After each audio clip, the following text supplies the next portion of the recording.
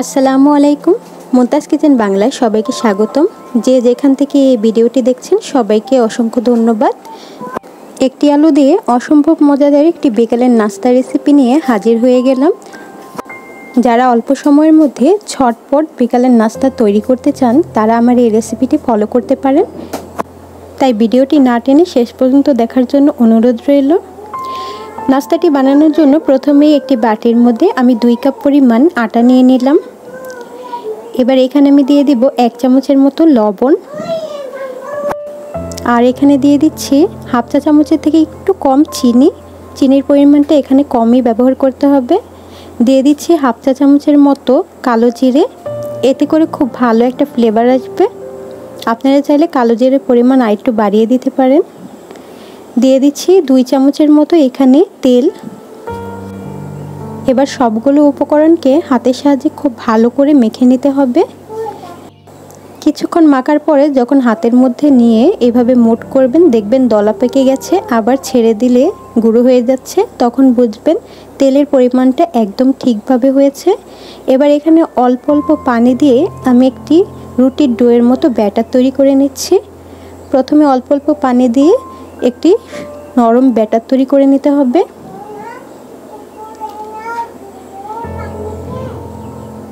দেখুন আমার এই রুটির ব্যাটারটা কিন্তু একদম নরমও না আবার একেবারে শক্তও না।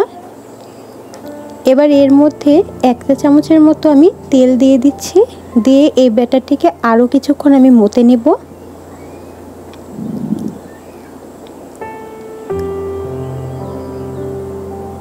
তারপরে এই ডোটাকে আমি 15 থেকে 20 মিনিটের মতো ঢাকনা দিয়ে রেস্টে রেখে দেব।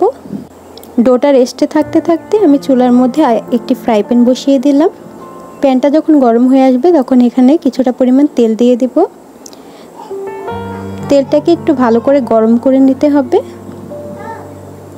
যখন গরম হয়ে আসবে তখন এর মধ্যে হাফ চা চামচের মতো আমি দিয়ে দিচ্ছি 5 ফোড়ন।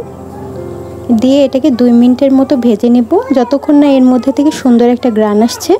আপনাদের কাছে 5 ফোড়ন না থাকলে আপনারা গোটা জিরাও ব্যবহার করতে পারেন।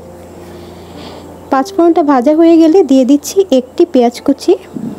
এই পেঁয়াজটিকেও আমি ব্রাউন করে ভেজে নেব, যেরকম আমরা বেরেস্তা ভাজি।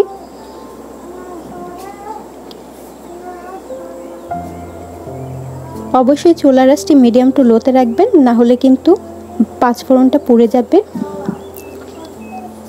এবার দিয়ে দিচ্ছি 2টি কাঁচামরিচ। ঝালটা আপনারা আপনাদের পছন্দ অনুযায়ী এইখানে ব্যবহার করবেন। পেঁয়াজটি যখন এইরকম ব্রাউন কালার হয়ে যাবে তখন এখানে আমি অ্যাড করে দিচ্ছি একটি বড় সাইজের আলু। আলুটিকে আমি এখানে কিউব করে কেটে নিয়েছি, এতে করে আলুটি খুব তাড়াতাড়ি সেদ্ধ হয়ে যাবে।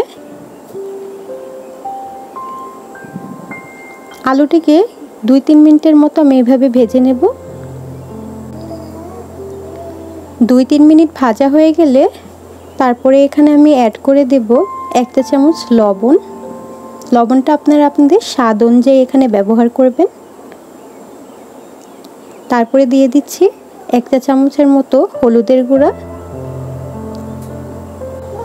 আর দিয়ে দিচ্ছি হাফ চা চামচের মতো মরিচের গুঁড়া। এখানে যেহেতু আমি কাঁচা ব্যবহার করেছি তাই মরিচের গুঁড়াটা এখানে অল্প পরিমাণে ব্যবহার করব। সবগুলো উপকরণ দিয়ে এবার 2-3 মিনিটের মতো আরও কিছুক্ষণ একটু নেড়েচেড়ে ভেজে নেব। চুলার আঁচটি এই পর্যায়ে মিডিয়াম টু লোতে রেখে ঢাকনা দিয়ে 5 মিনিটের মতো রেখে দেব। ফিরে এলাম 5 মিনিট পর। দেখতেই পাচ্ছেন আমার আলুগুলো একদম সেদ্ধ হয়ে গেছে। আমি কিন্তু এখানে কোনো পানি ব্যবহার করিনি, একদম সুন্দরভাবে সেদ্ধ হয়ে এসেছে। এবার এই পর্যায়ে আমি এখানে আরও একটি পেঁয়াজ কুচি অ্যাড করে দেব, এতে করে এই পুরটার স্বাদ দ্বিগুণ বেড়ে যাবে। পেঁয়াজটা অ্যাড করার পরে 1 মিনিটের মতো একটু হালকা ভেজে নেব। তারপরে এখানে অ্যাড করে দেব কিছু ধনেপাতা কুচি।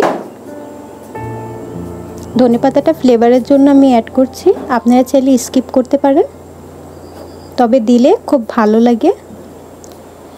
ধনেপাতাটা দেওয়ার পরে 2 মিনিটের মতো চুলাতে রেখে তারপরে সাথে সাথে নামিয়ে নিতে হবে। আমার পুরটি তৈরি হয়ে গেছে। এবার আমি চুলাটি অফ করে নামিয়ে নিচ্ছি। ফিরে এলাম 20 মিনিট পর। আমার ডোটা দেখুন কতটা সুন্দর সফট হয়ে গেছে। এবার আমি হাতের সাহায্যে আরও 2-1 মিনিট এটাকে একটু মেখে নেব।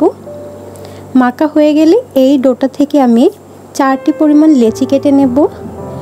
আমি যতটুকু ডো তৈরি করেছি তার থেকে 4টি পরিমাণ লেচি তৈরি হয়েছে। এবার একটি ফিরির মধ্যে কিছুটা পরিমাণ আটা দিয়ে তারপরে আমি একটি লেচি নিয়ে নেব। এই লেচিটাকে পাতলা করে রুটির মতো বেলে নিতে হবে। মনে রাখতে হবে একদম পাতলাও করা যাবে না, আবার মোটাও রাখা যাবে না। যেভাবে আমরা নর্মালি রুটি বেলি ওইভাবে বেলতে হবে। দেখুন আমি দেখিয়ে দিচ্ছি, আমি একদম পাতলাও করিনি আবার মোটাও রাখিনি। এবার একটি ছুরির সাহায্যে এই রুটিটাকে 2 ভাগে ভাগ করে নেব।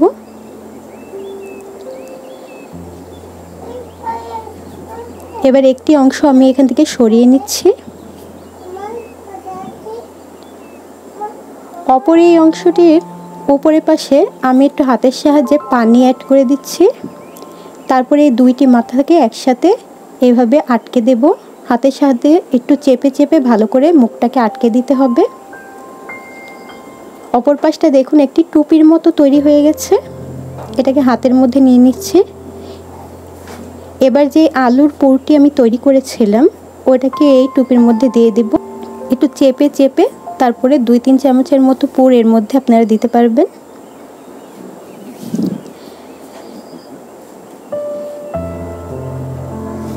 পুরটা দেওয়া হয়ে গেলে আবার একটু পানি নিয়ে উপরের সাইডগুলোতে দিয়ে দেব। তারপরে সাইড থেকে একটু ভাঁজ করে এইভাবে আটকে নেব। হাতের সাহায্যে চেপে চেপে ভালো করে আটকে নিতে হবে যাতে ভাজার সময় পুরটা বের হয়ে না যায়। এবার সৌন্দর্যের জন্য আমি একটি কাঁটা চামচ দিয়ে এর নিচের অংশটাকে চাপ দিয়ে একটু ডিজাইন করে দিচ্ছি। এতে করে দেখতে খুব ভালো লাগবে। আপনাদের বোঝার সুবিধার্থে আমি আরও 2-3টা তৈরি করে দেখিয়ে দিচ্ছি। একদম সহজ, আঙুলের মাথায় একটু পানি নিয়ে উপর পাশটা ভালো করে ব্রাশ করে নেবেন। তারপরে 2 মাথা একসাথে এনে লাগিয়ে নেবেন হাত দিয়ে চেপে চেপে। দেখবেন টুপির মতো তৈরি হয়ে গেছে। তারপরে এর মধ্যে 2 চামচের মতো পুর ভরে দেবেন। উপরের অংশটাকেও এবার পানি দিয়ে একটু র্যাপ করে নেবেন। তারপরে এই মাঝখান থেকে একটা ভাঁজ দিয়ে সামনে এনে হাতের সাহায্যে চেপে চেপে লাগিয়ে নেবেন। ভালো করে চেপে চেপে মুখটা আটকে দিতে হবে। তারপরে একটি কাঁটা চামচের সাহায্যে আমি নিচের অংশটাকে একটু চেপে ডিজাইন করে নেব। এতে করে কিন্তু দেখতে খুব সুন্দর লাগে।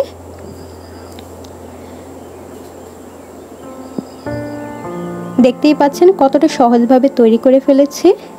আপনারা কিন্তু দেখে বুঝতেই পারছেন। এবার আরেকটি তৈরি করে দেখাচ্ছি যাতে আপনাদের বুঝতে একদম সহজ হয়। উপরের অংশটাকে আগে পানি দিয়ে ব্রাশ করে 2টি মাথা এভাবে আটকে দিবেন। তারপরে একটি টুপির মতো তৈরি করে এর মধ্যে আলুর পুরটি ভরে দিবেন।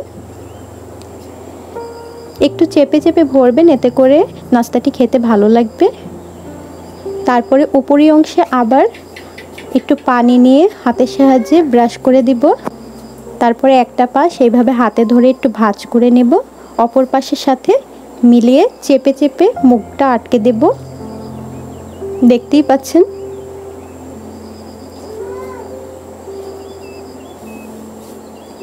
এবার একটি কাঁটা চামচের সাহায্যে নিচের অংশটাকে আমি একটু চেপে ডিজাইন করে দেব। আশা করছি আপনারা আমার নাস্তাটা তৈরি করতে দেখেই বুঝতে পেরেছেন যে আমি কিভাবে তৈরি করেছি। এবার আমি এই নাস্তাগুলোকে ভাজতে চলে যাব। আমি আগে থেকে চুলাতে একটু তেল গরম হতে দিয়ে দিয়েছিলাম। এবার এর মধ্যে এক এক করে আমি নাস্তাটি দিয়ে দিচ্ছি। আমি কিন্তু এই নাস্তাটিকে বেশি তেলের মধ্যে ভাজবো না, কারণ আগে থেকেই তেল দিয়ে এটাকে খামির করে নিয়েছিলাম। আমাদের শরীরের জন্য বেশি তেল ভালো না, তাই যত কম পরিমাণে তেল খাওয়া যায় ততই ভালো। এক পাশ হয়ে আসলে এভাবে কাঁটা চামচের সাহায্যে উল্টে দেব। হাইতে তেলটা গরম করার পরে যখন নাস্তাটা দেবেন তারপরে চুলার আঁচটি মিডিয়াম টু লোতে করে দিবেন। এতে করে আপনার নাস্তাটি খুব সুন্দরভাবে ক্রিস্পি করে ভেজে নিতে পারবেন 2 পাশ থেকে, না হলে কিন্তু পুড়ে যাবে। এরকম সুন্দর একটা কালার চলে আসলে নামিয়ে পরিবেশন করে নেবেন। ব্যাস তৈরি হয়ে গেল একটি আলু দিয়ে মচমচে বিকালের নাস্তা রেসিপি। একটি আলু দিয়ে কিন্তু আপনারা 2-3 জনের জন্য এভাবে নাস্তা তৈরি করে ফেলতে পারবেন। দেখতেও যেই রকম সুন্দর, খেতে কিন্তু অসম্ভব মজাদার হয়েছে। আলুর পুরটার কারণে এই নাস্তাটি কিন্তু খেতে খুবই ভালো লাগে। আপনারা চাইলে এটাকে আলুর সমুচাও বলতে পারেন। আমার ভিডিওটি কেমন হয়েছে কমেন্ট করে অবশ্যই জানাবেন। আর ভিডিওটি যদি ভালো লাগে আমার চ্যানেলকে লাইক এবং সাবস্ক্রাইব করে পাশে থাকা বেল বাটন অন করে দেবেন। এতক্ষণ ধরে আমার ভিডিওটি শেষ পর্যন্ত দেখার জন্য সবাইকে অসংখ্য ধন্যবাদ।